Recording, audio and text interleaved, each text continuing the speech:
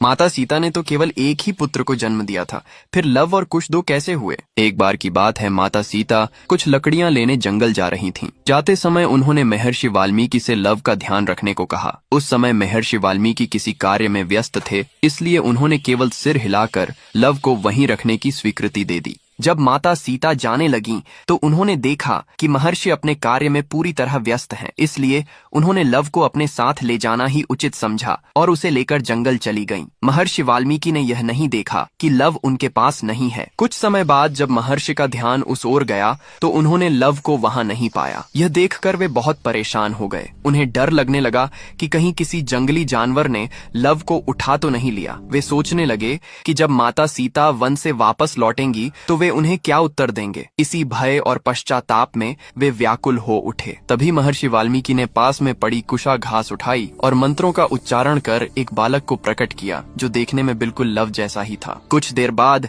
जब माता सीता वन से लौट कर आईं, तो महर्षि ने देखा कि उनके हाथ में लव पहले से ही मौजूद है। यह देखकर वे आश्चर्यचकित रह गए, लेकिन माता सीता उस दूसरे बालक को देखकर अत्यंत प्रसन्न हुई, क्योंकि वह बालक कुशा से उत्पन्न हुआ था, इसलिए उसका नाम कुश रखा गया।